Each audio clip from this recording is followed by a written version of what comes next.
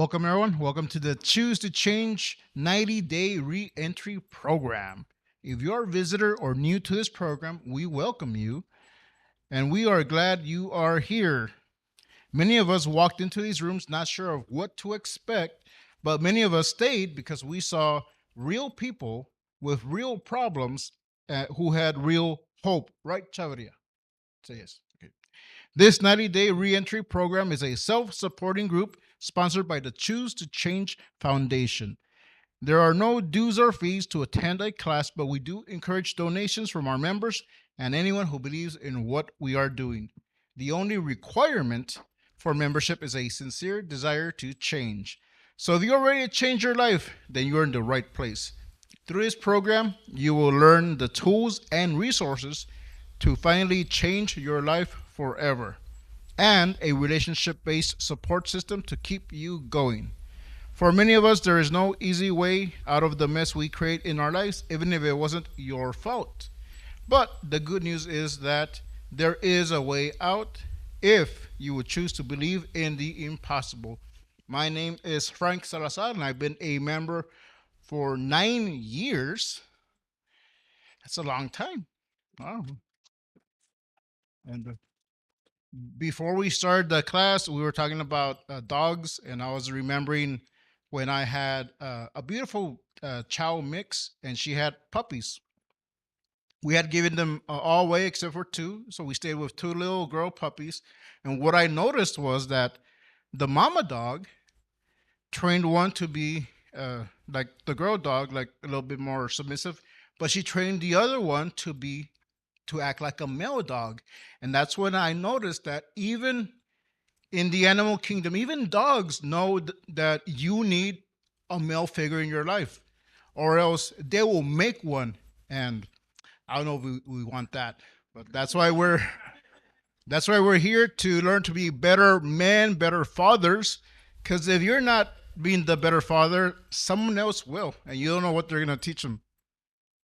Now we'll turn it over to Orlando Salinas. I believe we have a great message today, continuing from last week about our finances.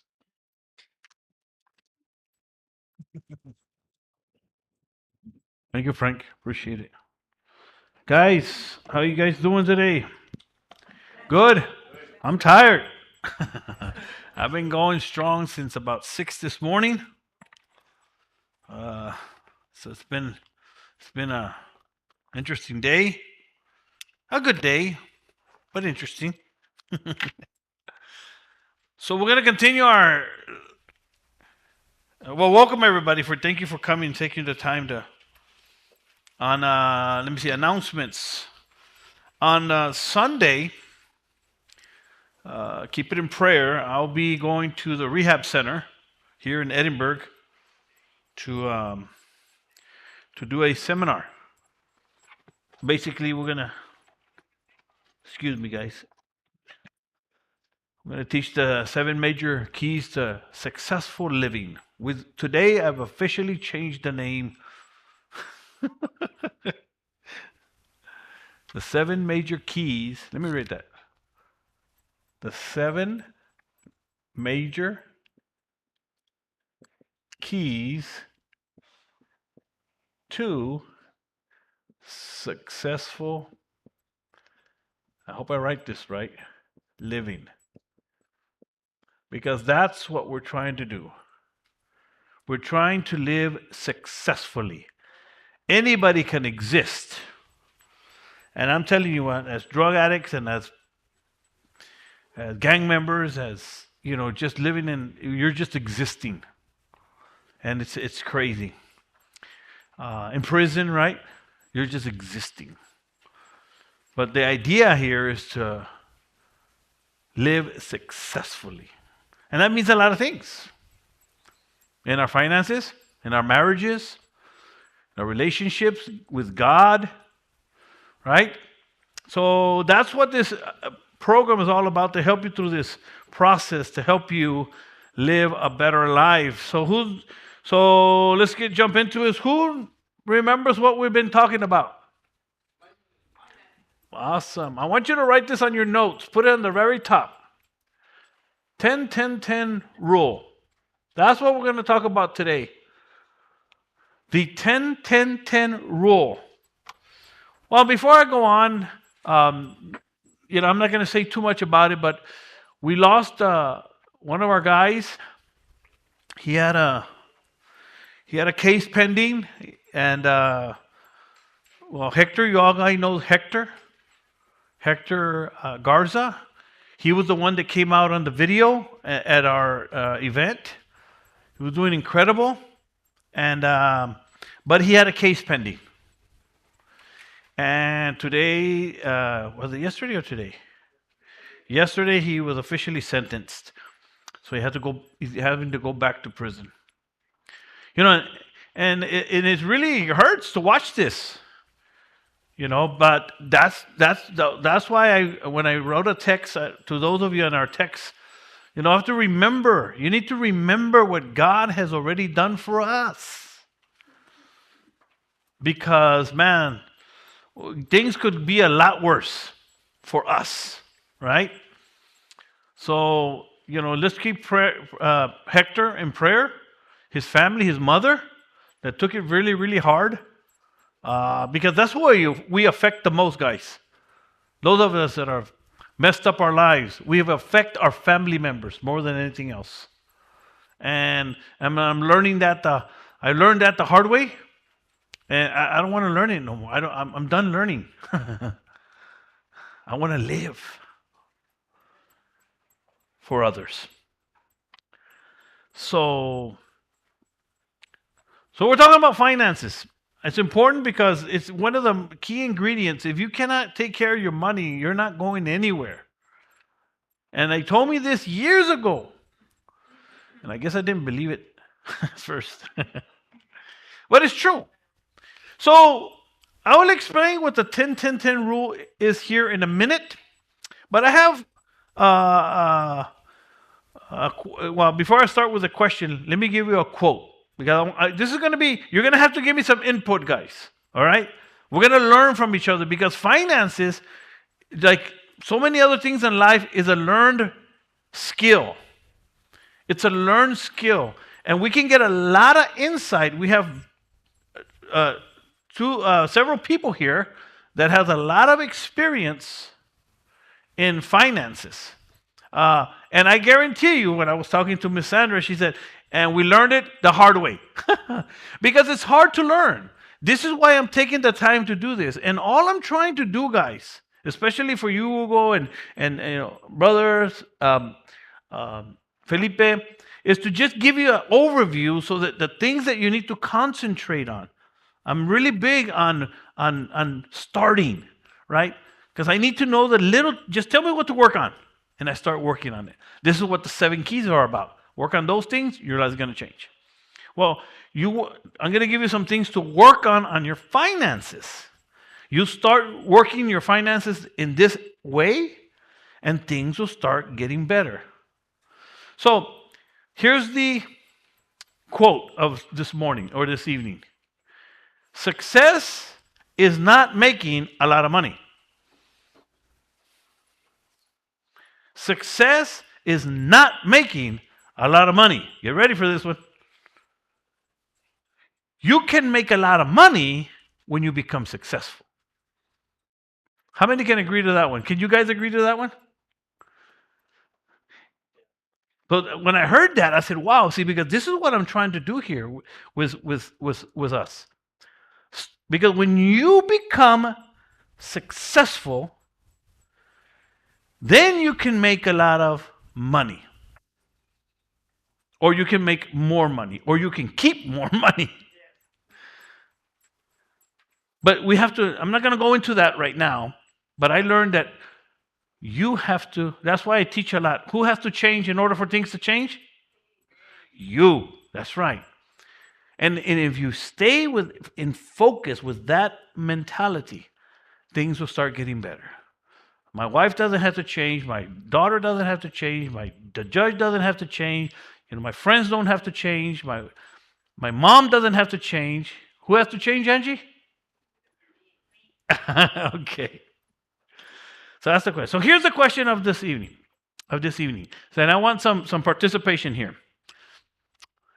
especially from our more mature people. What have you learned about money or finances in your lifetime? So I'm looking at you guys because I'm looking at my sister, looking at my wife, I'm looking at you guys, maybe even my sister here. Um, because I can tell you what I've learned, and I'm going to. But what have you learned? Anybody can answer this. Maybe you've learned something, Hugo. Maybe Angie, Felipe. Uh, what have you learned so you can help us and those that are going to be watching?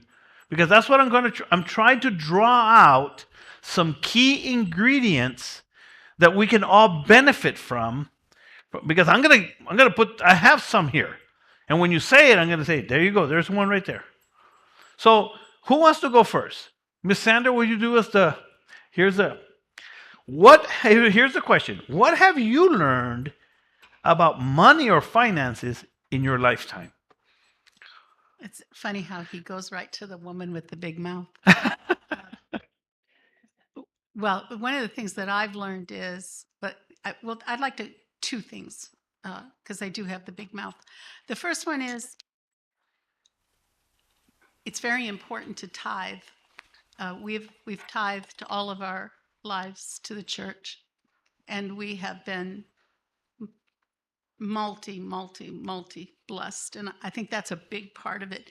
The second part of it is that the world wants to sell you stuff, and you have to be able to discern what you need versus what you want. Awesome. That's awesome. You don't need everything that the world tells you you need. And that's very important to keep in mind. That is really, really good. Does anybody want to share something about that? Diana? Okay, one thing that's been instilled in our lives, is always do not spend more than you make. Do not spend more than you bring in.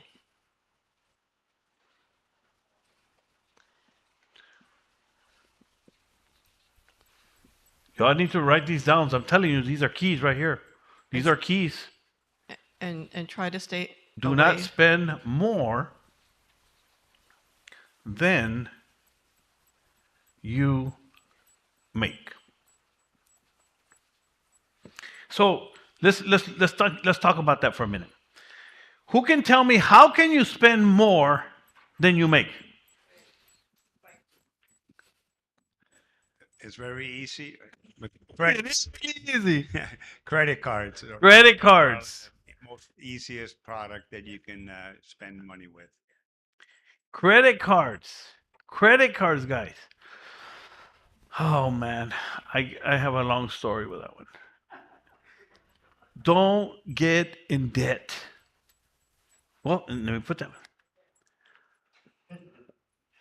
Stay out of debt. I agree with Miss Sandy. We learned the hard way. We've all been there and done that. So we're trying to teach people who are not there not to get there. And it's so easy to get in debt. Because the world, it wants to sell you something all the time, right? You can't, that's called the voices of the world. Well, you all know what I'm talking about. You need that car. You need that house. You need those shoes. You need that style. You need that phone. Yeah. Gotta have that phone. The shoes. Gotta have those shoes. For guys, not me. I mean, I just want to get to work and back. But cars and lifted up cars and low down cars and sound systems and bling and this and that. So don't spend. This is a big one that our parents still this day. My mom's 85 years old, and she still tells me, and I'm so grateful that she still tells me, don't spend more than you have, because it's a habit that's hard to get away from. It's a habit that's hard to get away from. It's a habit that's hard to get away from. So those are good. Anything else, Diana? Make a budget. Ooh, budget.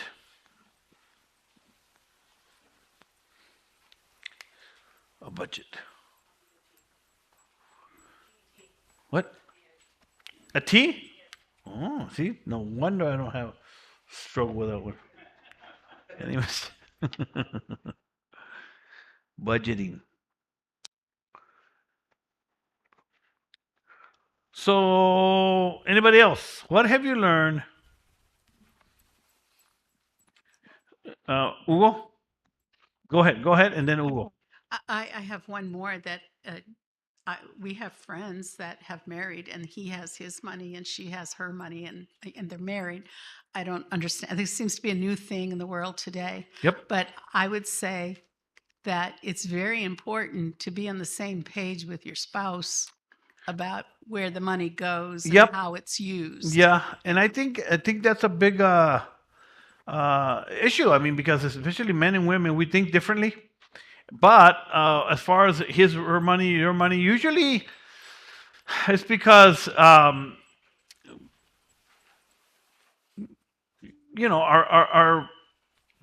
world is falling apart, right? And men and women have a hard time coming together. Women because of their women, and men because they're men. And this world doesn't foster what the church fosters. We believe in, I'm sorry? Providing for your family, loving your wife, taking care of your wife, being one, right? And that's not easy to do, right? That's why we need God. So then if you don't have God, people live by the world's standards. And I can see why, because we're selfish people. So if you don't have God, your selfishness will go out the roof. And being together with your wife, I think it's a big deal. It is. Anybody else? Hugo. It's kind of out of context, but at the same time, it kind of like also plays out in the. I have like two things I wanted to mention. Like, worked with this guy, and he has a lot of friends, and he told me that his friend bought $100,000 ring, and I'm thinking like, well, he has a lot of money in his ring, but how is he living? And is he struggling? Does he have money in the bank? To make ends meet? Like does he eat good every day? Does he eat healthy, or does he spend time with his family to provide, for their family? Instead of, well, we have a nice ring, but are you living in a happy, successful life? In other words, And also wanted to mention, like, because also you spend a lot in all these different things. Like, you have a nice car, you have a nice house and everything, but you're splurging pretty much. But what about in the times that you do need the money, and where you could spend it in your family, and things where say you gotta make time for them, also, and so everybody is happy, and budgeting it'll come into play where you need this later on to your car breaks down, you need it for that, or you need it to go to get a vacation, or to fix a house whenever you're in need, or whatever it might be. That's always going to come in handy. I see Yep. it. And that's why saving, because we haven't we haven't put that one in there. Savings. That's what I've learned. Saving and investment is what I learned. That you have to save. Let me repeat that. You have to save. All right? If you're going to have any kind of success in life, and what I mean by success in life is, at least you're paying your bills, you're saving money, maybe you can go out a little bit, you have a car. That's what I mean successful, okay? Not riches. I'm not thinking about riches and a lot of money and a yacht and a plane. That's not what I'm talking about. I'm talking about just living successfully, just being able to, because if you can get there, then you can go more. Right? Does that make sense? But a lot of people are shooting for more without going through, and they wind up learning it the hard way, right? Losing everything, like the story I read last week.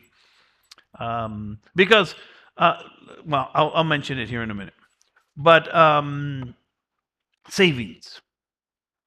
And the other thing I have is investing.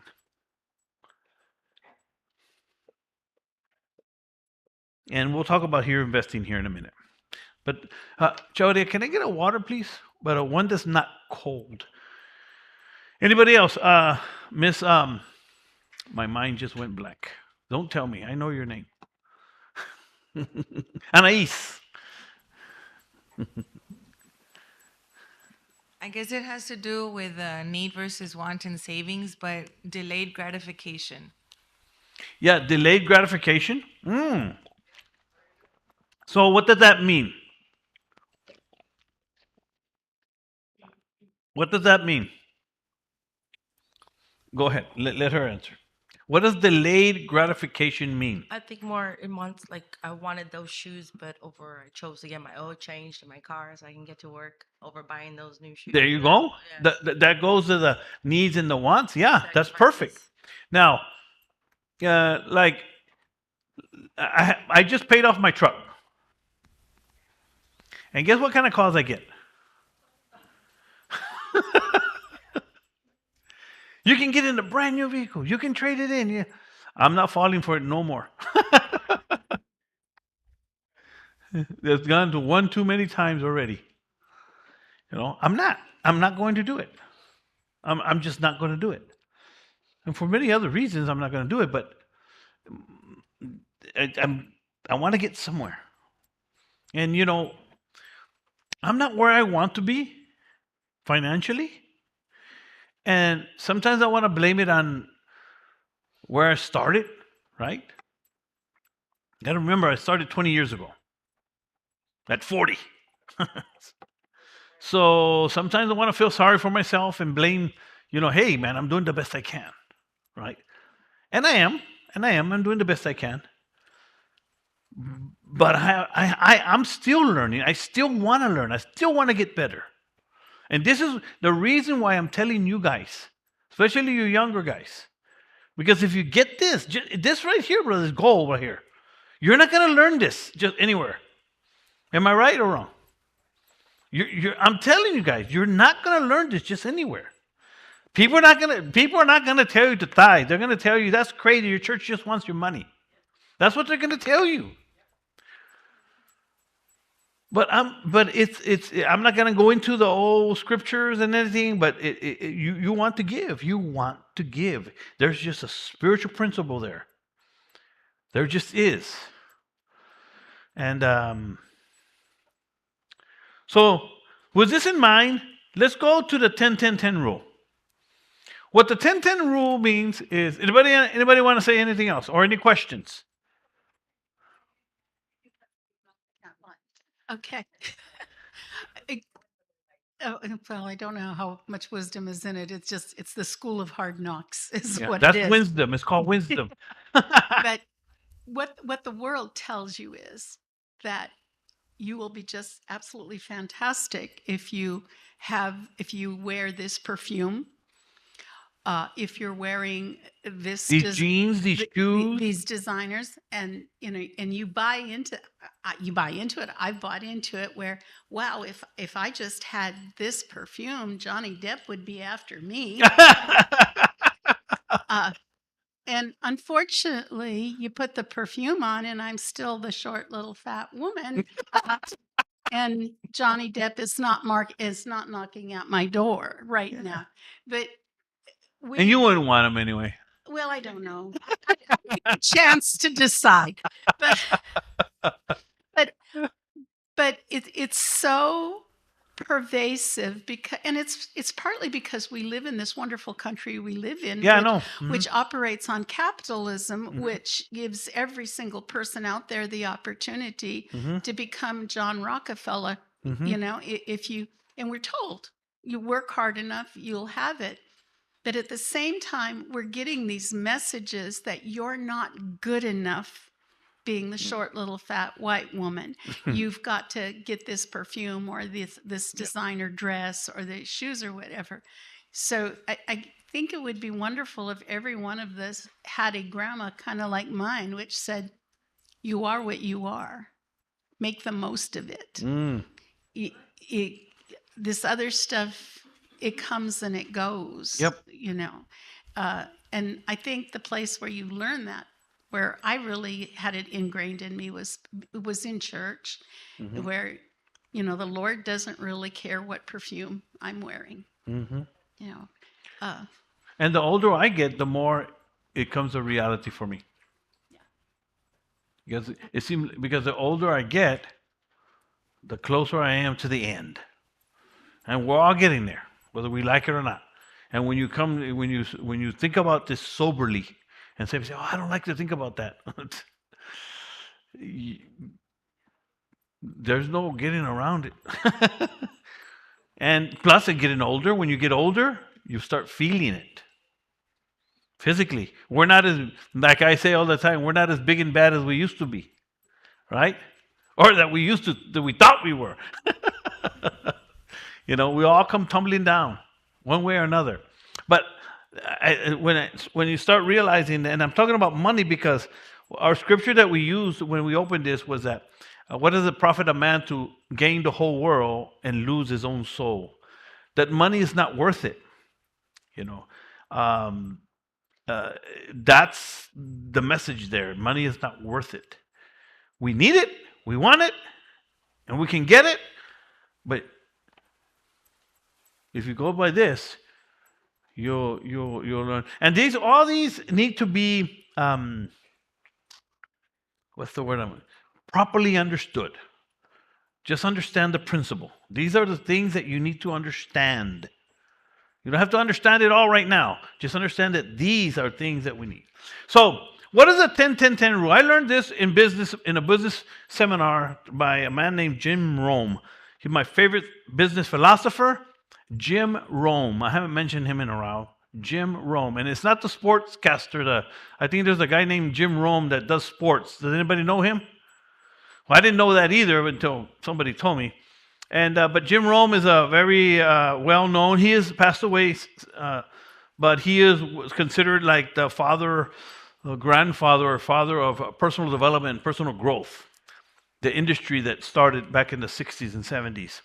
And the idea of teaching what I teach is relatively new, within the last, 50 years or so or more, less than 100 years ago, let's say, about learning to improve yourself. So anyway, one of the things he taught about money, he says, is the 10-10-10 rule. And I taught this to my son. And he just going to turn 19, and he's doing this. And I'm telling him, man, if you keep doing this, son, I'm telling you, this is it. This is it. So one of the first 10 means how you're going to manage your money. This is how you're going to manage your money with the 10-10-10 rule. So if you're making $400 a week, I'm going to use this small number. What would be tithe for $400? 40. Okay. So then your idea is that you put $40 in tithing. Automatically that goes. Okay. So that's what the 10 is, the first 10 is. Tithing. In other words, live this way. Give. As soon as you get before anything else, boom. Okay, so I learned that, and I learned that a long time ago. I just knew that giving was the way to go. I don't know where I got that from, but I learned now that it comes from the Bible, but I just knew that giving was the key to some kind of success and happiness. The second 10, or this 10%, is savings.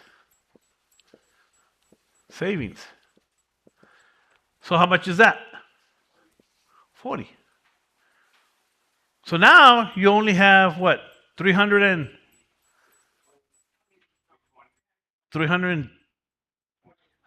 that's right. So from 400, and many of us can say, oh man, that's hard. So if that's the case, then just do Well, let me get through it first. And the third 10 is investing.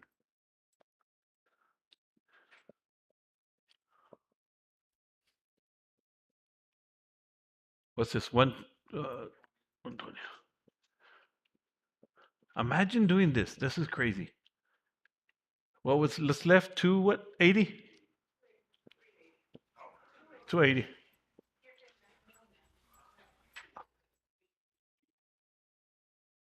So, if you're like me, when I first saw this, I said, man, there's no way. There's no way. I can't do that. Why? Because I was spending more than I had. I was buying more than I needed, or I didn't want things I wanted, and I was not staying out of debt. This is why you can't do this, because you're actually paying more than this if you don't do this. Did you get that? You're actually paying more than this if you don't get this. The difference here is that 2 of these is for you. You're not giving it away. It's for you. It's for your future. So let me read you out of this book I told you last week. The Psychology of Money. Here's what the 2 little things that I learned in this book. Just little nuggets. Warren Buffett. Who knows who Warren Buffett is? You know who Warren Buffett is? Brother? Warren Buffett is one of the richest men in the world. He's like under Zuckerberg, like top 10. He's considered one of the best investors in the world. Okay? He's a billionaire. But check this out. Listen to this. Here's a quote. Warren Buffett is a billionaire. And although he's a brilliant investor, his brilliance is not what made him a billionaire. Listen to this one. Warren Buffett is a billionaire because he waited and was able to keep money invested for the long haul. For the long haul. So I put investing here because you need to look into it. When I got out of prison, brother, I didn't know about why I heard of it because I read about 401ks, Roth IRAs, retirement annuities or some kind of, I didn't, and I still don't understand much, but here's what I do know, that if I put money in time, it'll what? It'll add up. It'll mature. That's how most people, well, that's how all rich people stay rich. Because their money is always working. And so that's something that you want to learn about. I'm no expert, but you want to learn about. Here's the next quote. And this one really got my attention. You guys do this, and I'm telling you, long-term investing is the only guaranteed way, not the only way, but the only guaranteed way to end up a millionaire at the end of your life. In other words, by 65. So I want you to get this.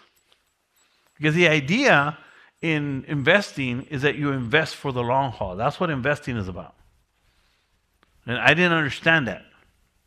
Investing money in an IRA, putting money, $10,000 a year or $8,000 a year, whatever you can, and little by little, year after year, it starts compounding. And that's how it works.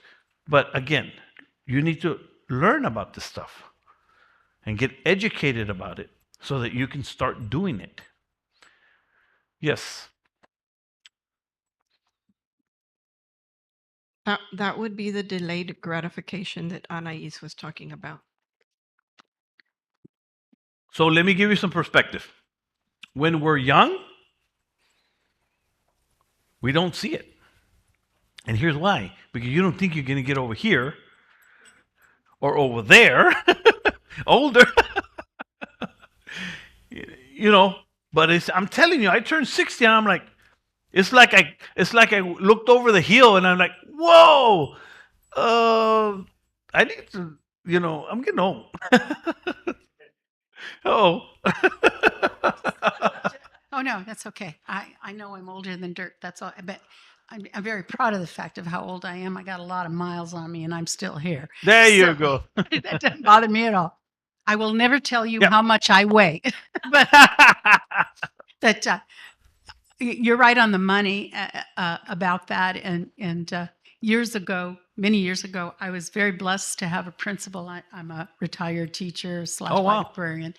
I was very blessed to have a principal that made us all attend a meeting with an investment person because he said, you're never going to be able to live on teacher retirement. I mean, most of you probably know Texas teachers pay into Texas teacher retirement system. And then when you do your time and they set you free, kind of like prison, when you do your time, they set you free and they'll send you a nice check every month. The problem is Texas has never given a cost of living raise to teachers, retired teachers. And so you will find that there are teachers, retired teachers that are 75, 80 years old still trying to substitute so they can put food on their table. Wow. Very sad, but I digress. Anyway, he said, you're never going to be able to live on teacher retirement. So he brought this gentleman in who talked with us about putting money aside and annuities. And I do believe that I'm the only person who listened to him. Oh, wow. And we started doing that. And How long ago was that? 25 years ago. 25 years ago. 25 years ago.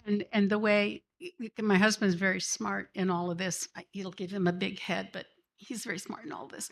Anyway, what you do is, and the point I wanted to make is the best way to do that was ripped out of my paycheck before I ever saw any money. And it hurt. The first 2 months, it hurt so bad.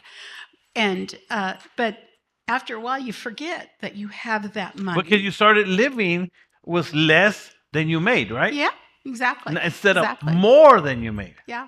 The only time you actually knew that you had that money was when they sent you the statement and it's, oh, you got this much money. Wow, I'm a rich woman here. But you leave it there. And the dividends that money makes, you reinvest it. Mm-hmm. You know, it's like you have a savings account and you're getting 5%. It would be foolish if you had $1,000 in a savings account. 5% would be what, $50, right? And you went and got that money and went and bought those shoes. No. You leave that $50 in there because then that $50 will also be getting interest, and that's how you grow. That's the compound effect. What is the number you can make? How if you invest, what is it?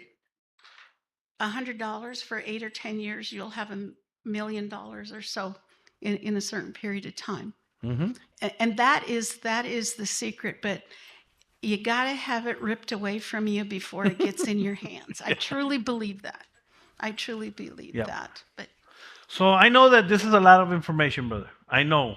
But I would just want you guys to start thinking about these things because they're important. They're important.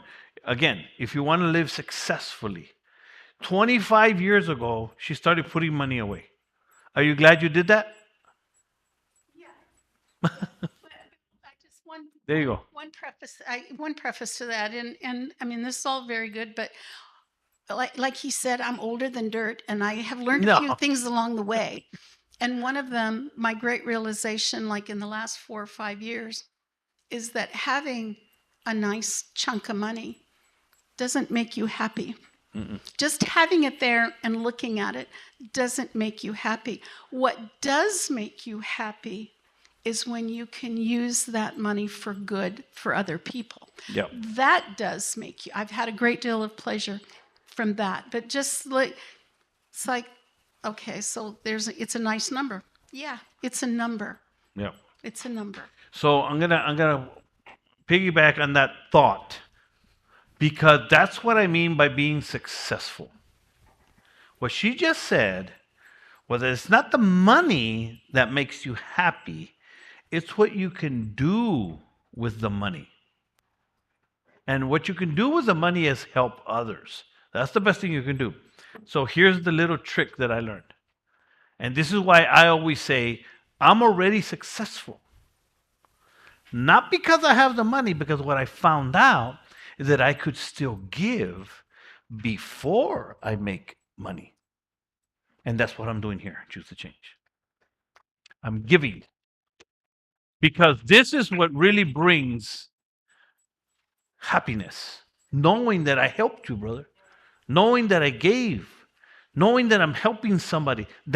And we'll get into that, but that is one of the most rich people. That's what they do. That's why they call them, I don't know even how to say it, philanthropist. Philanthropist. They make so much money that they just want to give it away. That's crazy, right? But that's how Choose to Change is going to be funded. So that we can find people who like giving, so that they can help us. So, talking about giving, let's pass around our donation bucket. I brought my we're always happy, we're always grateful for those who give. It's been a journey learning how to fund, how to find funders. If you're online, if you're watching, you can go to donatectc.com, donatectc. You can become a monthly donor, or you can become a one-time donor, whatever works for you. I appreciate all our monthly donors. Thank you for supporting the Choose to Change Foundation. And a lot of people thank you. I'm sure, Miss Sandra, you're appreciative of what I do, right? Because it affects her personally. I hope you're appreciative, Felipe. Angie, there you go. So, people care. That's why they give. And for many other reasons. Does anybody want to share anything else before we move on? As we close this session. Yeah, go ahead. Well, it also it says in the Bible that it is better to give than it is to receive. You'll receive your reward, right? Mm-hmm. And but being wise is, of course, like you mentioned. And on the other hand, if you don't use your money wisely, somebody else is going to use your money wisely. That's a good point. I like that. If you don't use your money wisely, somebody else will do it for you. So I use that phrase is, if you don't take control of your own mind, somebody already did. You got to take control. So guys, has this been helpful? Has this been helpful? Yes. If we don't do another one of these next week, because I wanted to talk about the budgeting and the credit scores, that we might do that next week, or we'll have a special speaker next week. But if I think I need to do one more of these, so we can talk about credit scores. Well, let me ask one more question, or share one more thing. Anybody ever heard of miracle money? Anybody ever heard of that? Did you know there's miracle money? Yeah, there's miracle money. I've had miracle money. Where you're like down and out and you have no money whatsoever. You've had miracle money, brother. Yes. That's what that is. It's miracle money. That out of nowhere, somebody, it just happened. You get a check in the mail. The other day I got a check in the mail. And I'm like, what? I couldn't believe it. I'm serious. That's called miracle money. because it's real. So here's the thing about miracle money. If you're not prepared for the miracle money, and you're not doing some kind of system, and what I was going to mention here, guys, if you can't do the 10%, do 5.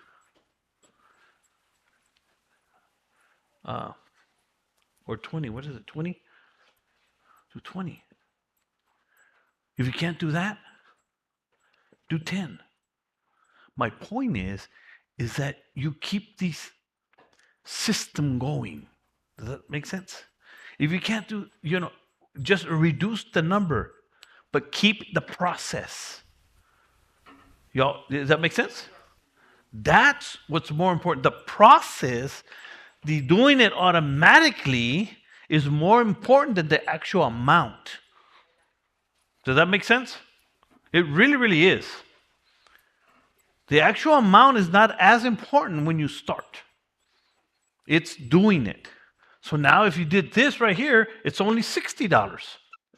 So you add what do you add? 20 to this? So now you have $340. So see, now you can do it. You see that? The other part of that is that in the Bible it says tithing can also be time and talents. And if you can't afford to give the full 10%, you can also give your time. Mm-hmm. And as I see it with my beloved Shiloh, that the reason why I'm here is that he probably couldn't give 10%, but he could give of his time. And in giving that time, that puts him in a healthy community to build new relationships. So he would be, just as you're blessed if you do the 10%, you would also be blessed if you gave your time. Yeah, because you're giving. Yeah, because you're giving. And That's that's what it's about. That's correct. All right. All right, guys. That's all we'll have time for now. I thought it was going to be short, but man, this was good. So I hope you guys learned something tonight, and we're going to keep on moving forward on this subject of money so that we can get better at it, because I think we all need to get better at it, right? So thank you for coming, guys. We'll see you next week. God bless you.